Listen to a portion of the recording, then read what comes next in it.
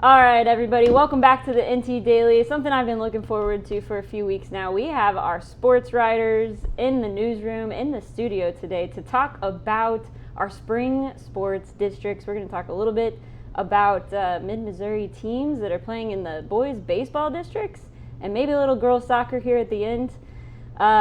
Before we went on camera, before we went live, Tom and I were going a little bit down memory lane, so we won't bore you with that. But Kelton and I have a bet now, so we're gonna get into our first Class 5 district here. But before we get started, we're gonna cut to the Kelton cam because apparently Southern Boone and Helias play in the same class. Same class. So they may face each other at some point. So we have a bet about who's going further. My Helias Crusaders or your Southern Boone, I don't even know what their mascot is. Eagles. What is Eagles? Oh, that's actually a good mascot. It's the Eagles. The Crusaders is a little bit of a problematic mascot, so that's good. But anyways, basically, if Southern Boone goes farther, I have to wear a Southern Boone jersey, shirt, sweatshirt. And if Helias goes farther, Kelton has to wear some Crusader gear, which is not going to make him happy because he still has a lot of feelings about getting caught in the Helias parade this fall. So No, that was a disaster. Yeah, hey, we've all been there. been asking Trust about me. anyways, we're going to get started. First district baseball up. We're going to talk a little bit. Class 5, District 5. Jefferson City Jays have the 4 seed. And what I've seen lately is they swept their crosstown rival, the Helias Crusaders. What if they dropped with Cap City? They swept them the week Swept? prior, so yeah, they got the city sweep this year, and then they get to open up with a rematch against Cap City. So There you go. that'll be a very fun one over at Cap City next Wednesday, I believe. Okay, so they have Father Tolton in this district bracket. We got Camdenton, Lebanon, Warrensburg. Like you said, Marshfield's the number 1 seed. Pretty good, 26-9 record here, ranked number 10 in the state. Yeah, Marshfield should be the favorite. They're playing really good ball right now. I think they've won 13 of their last 14, maybe 14 of their last 15, including a win over Logan Rogersville, who's been kind of the favorite in the class all season long. So they seem to be peaking at the right time, and that's who the 2 local teams would match up with, the winner of that. So that'll be a very interesting note. Yeah, so whoever wins the Jeff City, Cap City matchup will go on to play Marshfield. So kind of tough for 2 of our local teams to even get out of their and it's second gonna- round of district. It's going to be about 24 hours after that matchup, so any pitchers that you throw that day won't be available for the next day, so that's obviously something to watch going into that. So Marshfield's going to obviously have everybody on deck, so we'll see how that works out for them. Yeah, Jeff City's been hitting the ball well, though. They have 2 sluggers, it seems like. Well, they got good. Yeah, Quite a few. It's been kind of an up and 10-0. down. I've not seen a 10-0 Yeah. routing in a while, so. This has been a weird year for them. Yes. Because they kind of struggled for a while, and now all of a sudden they've clicked. What, in your opinion, what has happened? I mean, if you ask Alan Witt, it's all about the approach. That's Yeah. what he keeps telling us. But, I mean, it just seems everybody's hitting at the right time. The top of the lineup has been producing for the most part all year, and you've had a few other guys. But, you know, you have a game like last night where Bodie Shinnework and Landon Case both hit home runs, and that's your 1 and 2 hitters. Ian Schwartz on fire right now. So, yeah, I mean, up and down the lineup, everybody's hitting right now, and it seems like they are just clicking at the right time. Yeah, Ian Schwartz and Bodie Shinnework, those are 2 names I've said on here quite a few times, it feels like, since we've even started this show, which has only been like 3 weeks. So it sounds like they're hitting pretty well right now. Yeah, I think they probably averaged 11 runs in the 4 games against Cap City and Helias. So, yeah, you can't ask for much more than that. All right, Cap City, what's their season been like? They have kind of struggled a little bit lately. You know, they played well for a while, but they've just kind of, here toward the end of the year, I think a little bit of pitching problems. They're not scoring a lot of runs, and they're coming into this maybe on a little bit of a downswing, but who knows, maybe playing Jeff City was the thing to get them focused for the postseason. So we got a rematch between 2 of our crosstown rival teams in that Class 5, District 5. We're going to move on to my alma mater, Helias Catholic. It's been a little bit of a rough season for the Crusaders, but they have the 1 seed. They have the 1 seed, and that is part of it is, you know, they compared to these other 4 teams in their district is played next week at School de Osage. They play a better schedule, frankly, than any of those 4 teams do, but it has been a struggle. Coming into the year, they thought the pitching would be strong, and they needed to get some hitting. Well, the pitching was good at the start, but they just couldn't score enough runs. I think I looked back the other day. If you flip around their 1 and 2 run losses, they'd be above 500 right now. Yeah. So that just means it's a couple of things during a game that could have turned this around and made it look a little better. I think they're a quality team. Now, lately the pitching, especially against Jeff City, kind of struggled. That should be concerning. But, Tuesday night against Jeff City, they scored 8 runs. Haven't done that for a while. So maybe the hitting might be starting to come around. The question is, a lot of the season it's taken them 3 hits to score a run. Okay. That's hard to do. They don't have a lot of extra base pop. Okay. If you can get a doubles and triples, they're not going to hit a lot of home runs. They're just not. Then their offense is going to look a lot better. They just need to find the gaps, and I think that they have a chance to maybe make a little bit of a run. So we were talking before we went live. They left 8 runners. They stranded 8 on the base the first game against Jeff against City. Jeff City, they stranded 2 runners in each of the first 4 innings and got shut out. That is just hard to do. And then they turned around and they scored how many the other night in the They rematch? scored 8 runs last night, and it started with a 2-out, 2 RBI single from Owen Wilde in the first inning. And it was kind of like, oh, finally that weight's lifted off their shoulders. Maybe things were going to start to open up for them. And then Jeff City kept coming at them with runs, and that kind of put the pressure right back on them. So it's kind of one of those things, getting both the pitching and the hitting to work at the same time. Was there an adjustment you saw between the 2 matchups that made, or was it just games are streaky games. hitting? Games are games. Yeah. It's whoever the pitcher is. I think that's part of it. It just depends on that. So we feel strong that Helias could get out of this district. Yeah, I mean, even though they don't have the best record of the 5 teams, I mean, as Tom said, strength of schedule makes a big difference. Eldon's 14-13, but if they played Helias' schedule, I don't even know. Maybe they'd win 7 or 8 games at best. So it's just one of those things that sometimes when you have teams that play completely different schedules, you kind of have to look at any familiarity with the head-to-head matchups of common opponents. Since I don't believe Helias has played anybody in this district this year. No. Oh wow, that's interesting. Yeah, I saw that they also dropped They dropped a few to Blair Oaks, or one to Blair Oaks. Yeah, they lost to Blair Oaks. Just won again. Yeah. And it's also worth noting this is Helias' first time in Class 4, I believe, since they went to the Final Four in 2019, because the championship factor that went into effect in 2020 that got rid of the 1.35 multiplier has put them in Class 5 every year since 2021. So this is Helias' first time in a smaller class in 7 years. Yeah, and I know we can talk about it. These are schools more their size as opposed to playing up with teams with perhaps potentially more depth. So I think it'll be interesting to see that, they are the district favorite. I would think they would be the heavy district favorite. They have enough pitching. They have at least 3 starting pitchers. I would think they would have enough to get through the district. Could have enough to get through the sectional, but then out there would be Logan Rogersville would be in the quarterfinals. Number 1 team, I think, in Class 5, arguably one of the best teams in the state, which would be tough, but to get that far, you have to get that far first. Mm-hmm. Yep.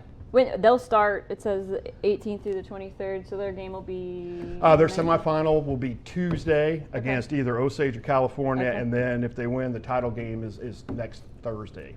All right, moving on. There we go. We got Class 4 District 8. Those are Southern Boone Eagles are in there. They are ranked number 6, it looks like, statewide. So had a pretty good season. Tell me a little bit about our Greg, have at it. Southern Boone. Again, we talk about they've kind of had some up and downs. Like I know they went out to Lawrence, Kansas in the River City Festival and lost some games out there. But again, they play those games for the competition to get them ready for this. So you kind of have to throw some of those losses out.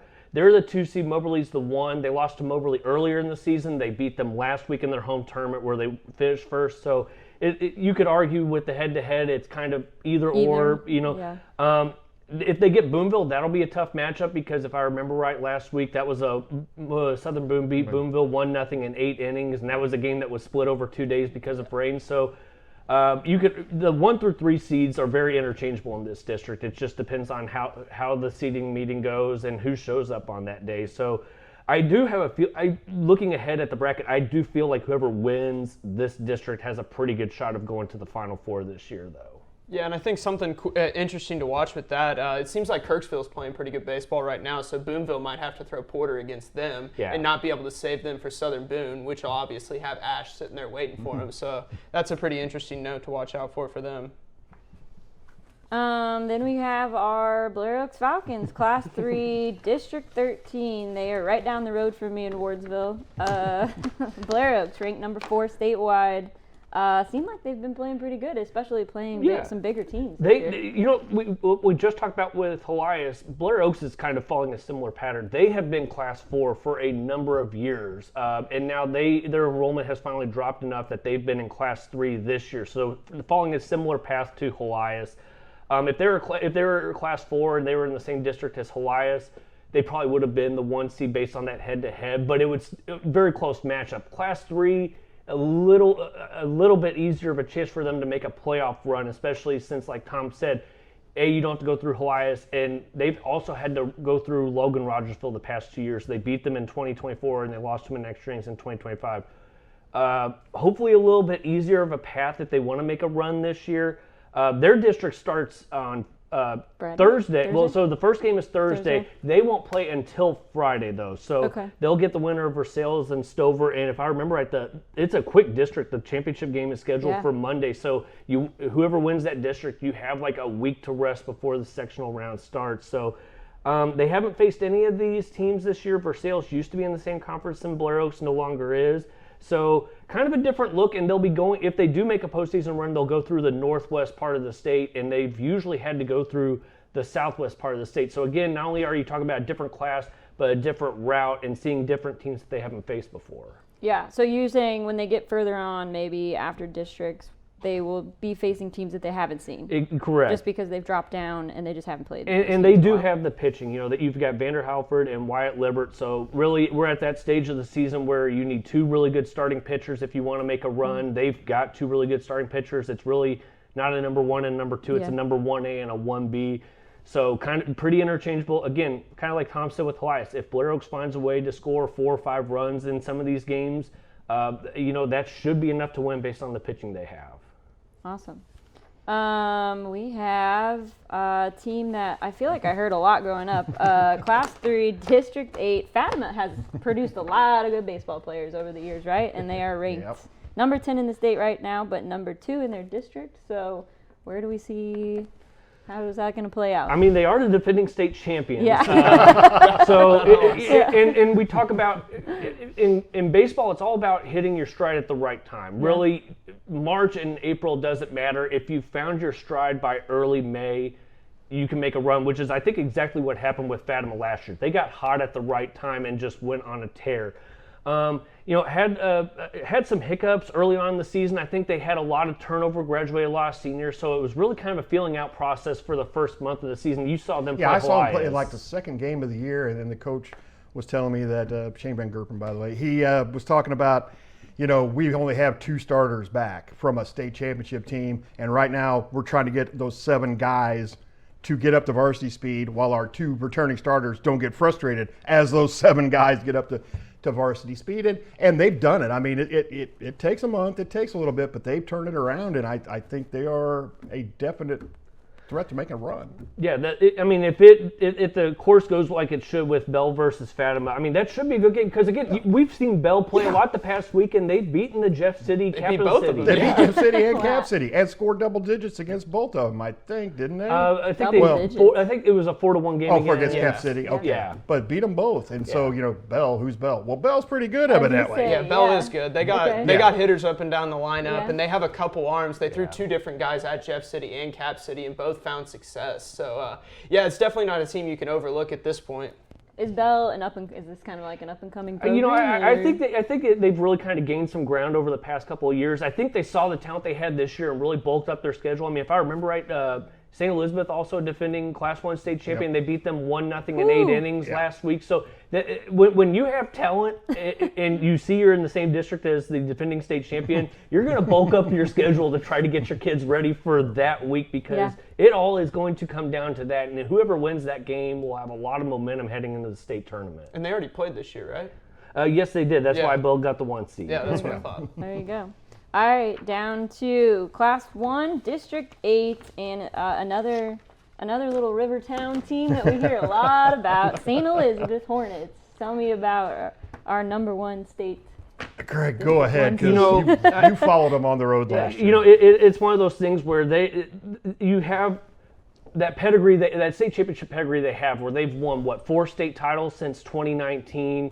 Tom saw them in that 2019 where they won a very close game, got out of a tough jam in the 7th inning, and they just took off after that. For the longest time, for a lot of schools, it's a big deal to win a district championship. Yeah. For them, it's almost become like it's a disappointment if you don't get to Ozark at the end of the season. So while that's a lot of pressure because it's almost like a passing of the torch from each senior class, they seem to thrive in that under that kind of pressure. And they even though their record's not as impressive as a lot of other Class 1 schools, they're going to be ranked number 1 because teams are like, it doesn't matter what their record is. They're going to be there at the end. They're always going to find a way to win those tough games because their tough regular season prepares them. Yeah.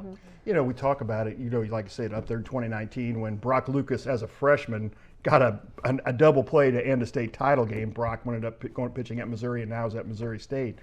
Winning that first one is hard. Yeah. Once you get past that, you know what you need to do. And so you kind of know the road, and I think the expectations get built up.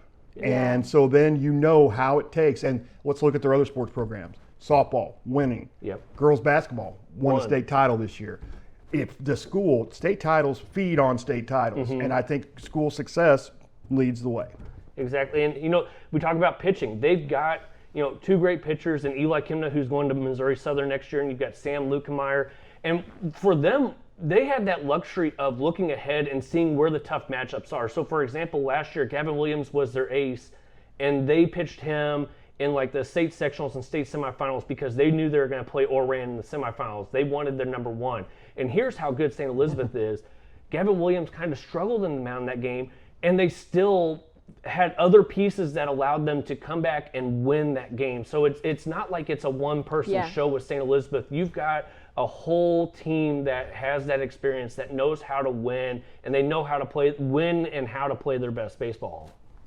So what I'm hearing is we might be watching kind of our next dynasty is being built up here, kind of like I think it is. I think they may have dynasty status right Yeah, now. I was about to say we might be a couple years behind on that. On that one? All right. It's nice to have somebody to share that with Blair. I appreciate that.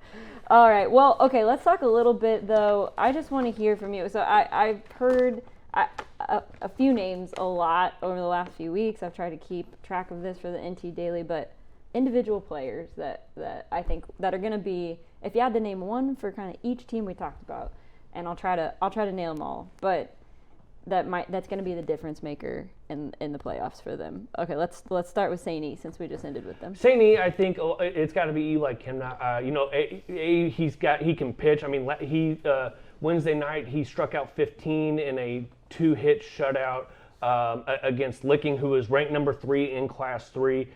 In the Russellville tournament, they played 3 games and that earlier this month, and he hit a home run every game. So he's one of those kids that, yes, he's a number 1 pitcher, but also he's got the bat to back it up. So I think he's definitely a name to look out for. All right, Fatima. Fatima, I would almost say with them it's kind of hard because you've got Blake Cleathermish and Bryce Weber. I would say, 1-2. It's kind of a 1-2. I'd say Blake Cleathermish just because, he's really kind of been their ace for a lot of these games, but they've also like we were talking about, they've got 1 or 2 or even 3 guys that can really come through for them. All right, Blair Oaks. For me, keep looking at Greg for now. Go, Greg. Again, I would say Vander Halford just because, he's either that 1A or 1B pitcher, but also he's probably their best bat, kind of up there with Hayden Lackman, but they've got a lot of left-handed power, and I think that's not something you see a whole lot from the Class 3 level. So I would say Vander Halford is the name to watch out for. Lefties, huh? Mm-hmm. There you go. That's kind of cool. All right, my Helias Crusaders. Who are we watching for there? I don't necessarily want to say that about a sophomore, but Owen Wilde. Wow. He's. Cool. I think he's their most talented baseball player. He starts at second base when he doesn't pitch. I think he's gonna and bats cleanup. So, you hate to put that on a sophomore, but if he has a good district tournament, because he's going to pitch one of the games and bat cleanup at the plate and on the mound, he could be the key for them. Awesome. That's exciting to hear a young player get named. So, all right, Jeff City Jays. I've been sitting here thinking about it since you started this. I started hot down here. He's playing to his strengths. We've already talked about a few of the names. I think I'd probably settle on Landon Case because he's kind of settled into that number 1 pitching role, and pitching has been kind of what has held them back at points of this season. And I think he's had 7 or maybe 8 RBI in that two-game series against Helias this week. But there's a few names you could list in the lineup, but I think his pitching is probably going to be what's most important, and he'll probably be the one that gets that nod against Cap City in the first round. So I'll settle with him. Yeah, Cap City. Who are we looking at? Whose name are we following? Langston? Yeah. Maybe John Langston. I haven't seen a bunch of him this year, but he's been the most consistent pitcher for them this year, and he's been a decent bat for them at times as well. But when they have been going well, it's kind of been behind the pitching of him. So if they were to make a run, I think he would be the one to lead it. So, Aaron, in case you haven't noticed, we named a lot of pitchers. I did notice that. Pitching is the key in the district tournaments. Yeah. And moving forward, I assume. I don't this is not my, this is not my forte. Scott Fon is going to watch this episode, and he is going to be so green with envy and jealousy that he did not sit here and that was me instead. But we won't rat on his Cardinals right now. We'll wait and let him do that later with you guys. Hopefully the Royals can do that this week. Yes. They play each other this Do weekend. they? Yeah, Awesome. I love an 85 revival. It's Me my too. favorite. I love Tom it. was there. I was there. You were there? That's okay. Not, that's not Okay, a joke. quit. We gotta quit there. Okay, wait. No. Let me tell one story. I have a George Brett jersey that my dad gave me that has a mustard stain on it from Game 6. I was at Game 7. Were you? Okay. Sitting, Uh-oh. 2 seats over from Peter Gammons, if baseball people, you know who that is? Yeah. I was sitting there in the lower bleachers. Yeah, that was a great game. Amazing. Okay. I love that we talked a little baseball. Let's move on to another spring sport that we've kind of reported on quite a bit. I can't talk about that. I've been told I gotta stop talking about I gotta stop bragging about the Helias boys golf team. Well, they play in the state tournament Monday and Monday. Tuesday in Columbia, so Yeah, it's pretty we'll find exciting. out how good they are. But while we're on it, for just a second, they've been pretty impressive. They have. When When you throw out a 73 among your district golfers, Yeah. that's pretty good. A 3 over 73 doesn't even count for your team score. That's really good. Yeah, they've been fun to watch Yeah. and follow. And When, it's just when you're in a exciting. district where you have to shoot a 74 just to make it Just to to make state, it to that's state. pretty That's good. pretty good. Yeah. It's been competitive all year, and they've just stuck right with it and had golfers in the top area golfers every matchup. Yeah, they did, and they finished second in their district. Well, is Tom, how did they do crazy. that? Yeah, They exactly. were one under as a I team. know. Well, Summit Christian Academy out of Kansas City won the is. district title. They have 5 Division I golfers. Yeah. And beat them by 3 strokes. Yeah, it's crazy. So Crazy next, good. so Monday and Tuesday could be interesting because Helias is familiar going to Columbia playing. Yeah, they're playing Country at Country Club, Club, right? Missouri. Yeah. So they know the course. A little home course advantage, maybe. Yeah. We'll find out. I like Look for it. the preview on Monday. All right, I'm so glad we get. And we have two really good golfers, both from Jeff City and Cap City. We'll also 2 each from each team will be there, which is And they will exciting. be at Country Club or Columbia Yeah, Country Club in the Columbia. Class 4 state Yes. championships. So they'll be up there as well, and have a chance. What is it? Top 25 make all state. Yes. I think a couple of them could compete for all state honors. Yeah. Congratulations to all those golfers. We're going to be watching that closely. But let's get into a little girls soccer. I love it. My kids love soccer. I still don't understand it. So you guys are going to have to help me out. Well, here. you're in the We're same gonna boat be- with a lot of people. Oh boy. Okay. But we have some pretty good. It sounds like we got some pretty good girls soccer players. Let's start with Helias. It sounds like Helias might have the best chance to make a run. We think. They've potentially. been to the final. They've been to a Final Four the last couple of years. Finished second in Class 2 2 years ago. Last year took 4th in Class 3. They're in Class 3 this year. They played Pleasant Hill, a Kansas City area school, who also is a perennial Final Four team on Tuesday night. Lost to them 2-0. That broke a 9-game winning streak for Helias. Because they're kind of peaking, but that is the kind of game you want heading into districts. The district tournament starts next Monday at Pacific. They are the number 1 seed. It's there for them, to win another district title. I think would be their 4th in a row. And then after that, one more win and they would go back to the Final Four. But we'll have to wait and see. Yeah. Because there's a couple teams that can test That them can in test that district. And Jeff City is also in that district. Okay, yeah. So that's Jeff the City team. in that district, they'll be in that district back In there that with district, them. and Okay. Trevor's watched And- them a lot this year. Yeah, and they've been streaky, but they've been playing pretty well lately, maybe? They figured Up out the and down? defensive end. They were giving up quite a few goals at the start of the season, and that's never been the identity of Scott Blake's teams. They kind of changed some things around on the defensive side, and I think they went on a streak of 4 or 5 shutouts in a row, and they've been holding teams down, and it's kind of like baseball. You can't win if you can't score. So if you hold the other team off the board, that makes the job a whole lot easier. There we go. All right, Capital City girls. What district? What bracket will they be in? They are Class 3 District 5. District 5. And they are hosting that district, and it starts on Saturday. So it's going to be pretty packed over there because you're going to have district soccer and district track all in the same facility. So if you're going there, you might want to make sure you get there early because parking's going to be at a premium. Yeah, might be walking down from the hospital. The hospital, yeah. Yeah, okay. Hospital's going to love that. But, Cap City, they've proven they can score. Yep. It's kind of at times their defense is a little off, but they have a team that can win a district title. What are they? I think they're what, the 2 They're seed? 2 seed. The 2 seed. So, it's a team that can win a district title. I know that they're not necessarily disappointed to be away in a different district from Jeff City and Helias because it is a chance to kind of maybe an easier path to get out of a district. So we'll wait and see. I think it'll be fun. They should at least make the district title game, and then it's just a coin flip really after that. Yeah, and they're pretty young and talented up front and kind of experienced on the back end. So that's a pretty good mesh that you would like going into the postseason. It's just a matter of seeing how those young pieces perform on the big stage in the postseason up front. The one thing I do know about soccer is that there is a goalie. Yep. There It is, yeah. There you go. Good start. Okay, good start. I'm not going to ask you to explain offside. I do not know anything about. I don't get it. Wait, I don't understand it. Is there an offsides in hockey too? I don't know. Yeah. Yeah, different rules, same word. No, Same I number. know if I understand it for football. football. I get it for Okay. football. That I understand because I played a lot of Madden as a kid, but I do not understand it for these other sports. The goalie is pretty important. Who do you think the best area goalie is? Hate to put you on the spot, but I think it's a fun question. It's probably Emma Brown at Helias. I think Yeah. they have 9 shutouts maybe this year. And she is very good.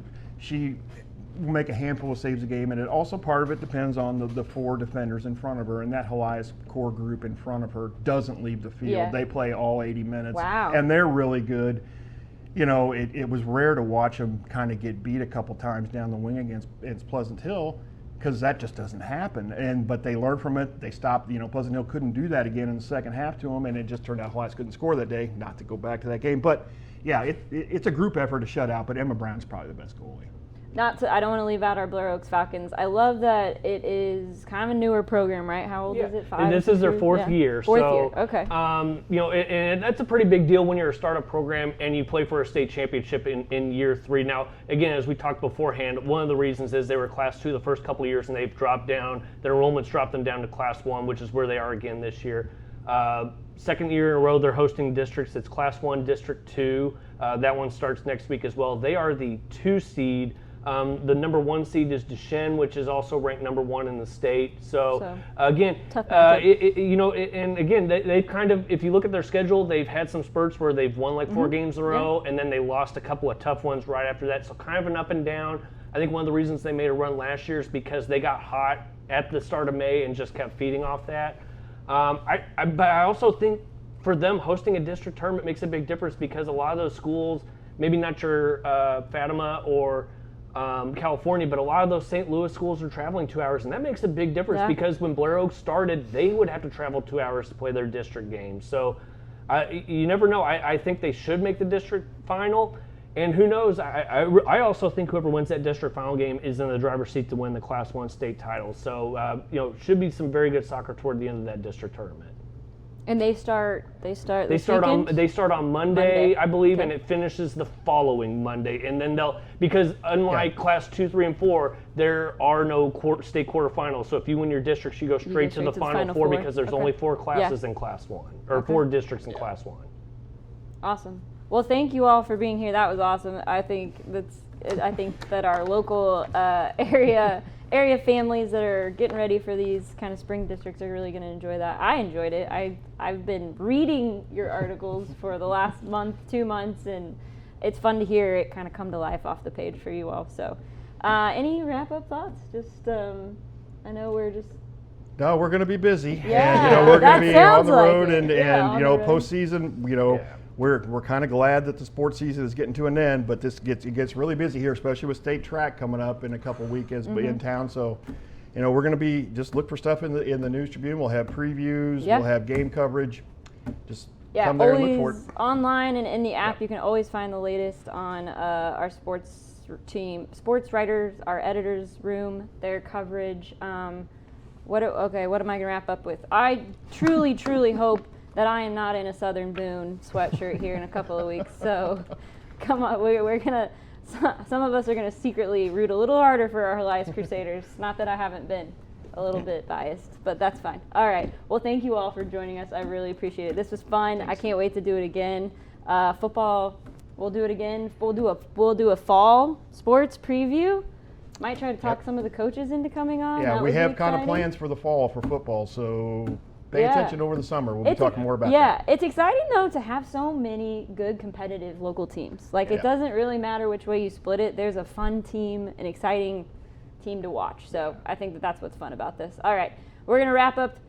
You can find this full episode is gonna be up on our podcast page, our YouTube page, our socials. So keep checking back at the News Tribune. We'll have coverage of all these games coming up. Thanks.